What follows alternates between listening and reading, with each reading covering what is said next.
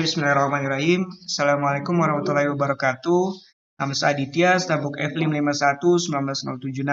Dalam video kali ini saya akan menjelaskan ujian dari mata kuliah kecerdasan buatan, di mana kita disuruh untuk mencari kasus dan menyelesaikan kasus tersebut. Nah, di sini kasus yang saya bawa yaitu mencari jalur angkutan umum terdekat dari terminal Samratulangi ke terminal Pentolowan menggunakan metode Bus First Search dengan algoritma ASTAR.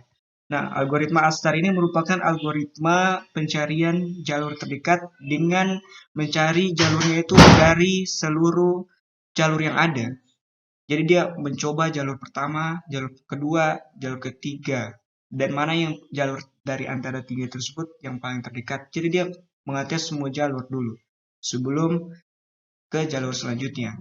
Nah, jadi sebenarnya BF ini ada dua algoritma. Yang satunya greedy, di mana greedy itu dia pencariannya cepat, tetapi tidak optimal. Sedangkan ASTAR sebaliknya, dia optimal tetapi pencariannya agak lama karena dia mencoba satu-satu jalurnya, dia uji satu-satu seperti itu.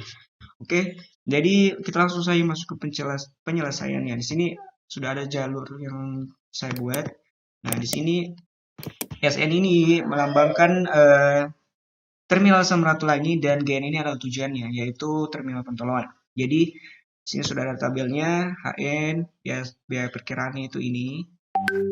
Nah, di sini penyelesaiannya. Jadi ASTAR ini cara menyelesaikan itu dengan cara menjumlahkan biaya sebenarnya dan biaya perkiraan. Nah, ini perkiraan. Nah, jadi ini tabelnya sudah ada sebuah S ini ya awal 80, 120, 90, C-nya 110, D-nya 155, E-nya 134, F-nya 140, G-nya 170, H-nya 130, G-nya 0 karena tujuannya ke I 150. Nah, di sini langkah pertama untuk penyelesaian suatu kasus. Yang pertama itu di sini sudah masuk di close, ada close dan open.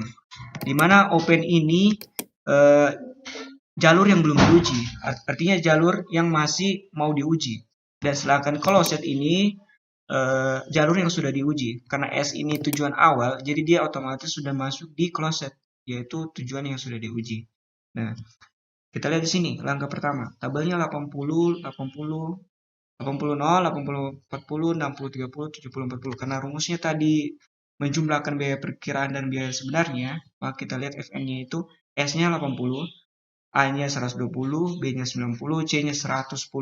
Nah, di sini sudah kita lihat mana yang paling terkecil, itu yang kita ambil. Nah, sini kita ambil 90. Kenapa kita tidak ambil 80? Karena 80 sudah masuk di close. Jadi kita tidak ambil lagi. Kita ambil yang belum masuk di close, artinya yang belum diuji. Nah, karena 90, kita ambil 90. Nah, kita lihat B, kita ambil B. B itu mempunyai anaknya itu apa? Dari B itu tercipta jalur apa? Di sini ada E dan D. Oleh karena itu, karena B kita sudah uji, jadi kita masukkan D dan E ke open untuk diuji ke langkah kedua. Nah, di sini D dan E kita sudah masukkan untuk diuji lagi. Mana lagi yang paling terkecil? Nah, di sini close-nya sudah B-nya sudah termasuk 1.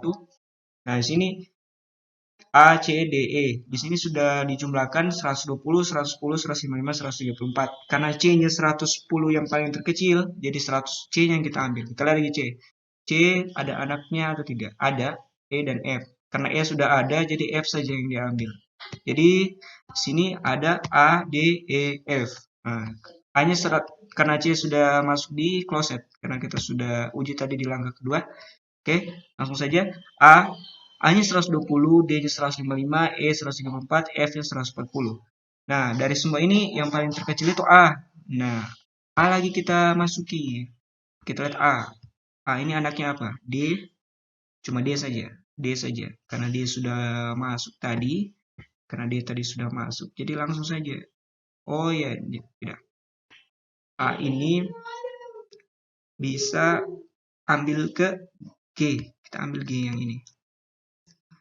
Nah, G. Karena D kan tadi sudah ada. Jadi kita ambil anaknya dari setelah itu.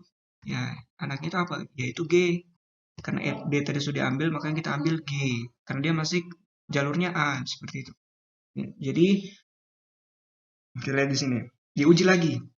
mana lagi yang paling terkecil. Nah, yang paling terkecil di sini E 134, di mana yang lainnya lebih tinggi, D-nya 155, F-nya 140, dan G-nya 170. Karena E yang diambil, maka kita lihat anak dari E. E anaknya itu H, H saja. Maka kita masuki H ke dalam. Kita masukkan H ke dalam.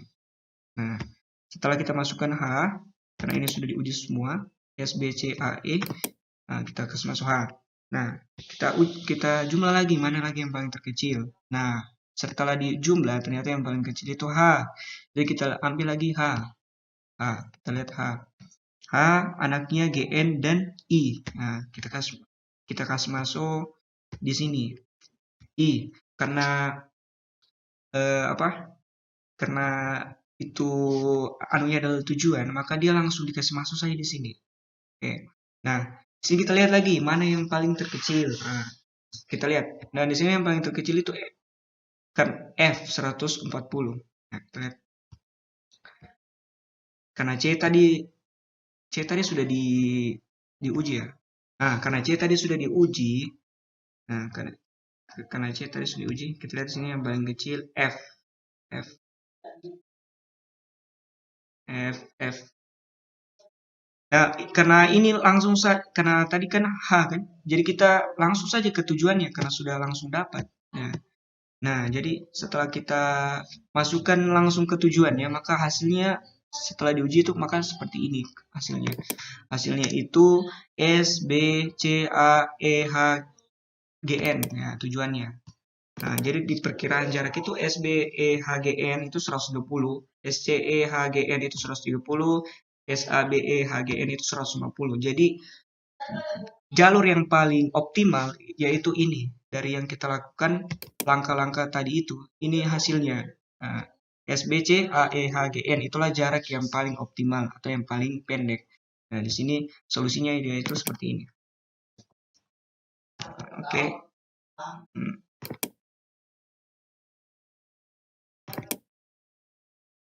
Nah, jadi ini solusinya S, B, A, G, N. Nah, jadi S, B, E, H, G, E, G, N ini. Nah, jadi dapat disimpulkan bahwa pencarian jalur terpendek ini menggunakan metode BFS itu lebih optimal itu menggunakan algoritma Astar daripada greedy, karena Astar ini lebih optimal karena dia mencari jalur dari semua keadaan yang ada. Dia cari dari semua keadaan yang ada dan mencari yang paling jaraknya itu yang paling terpendek. Nah, daripada greedy. Greedy dia cepat penyelesaiannya, cepat dia mencari jalurnya untuk ketujuan, tetapi itu belum tentu optimal.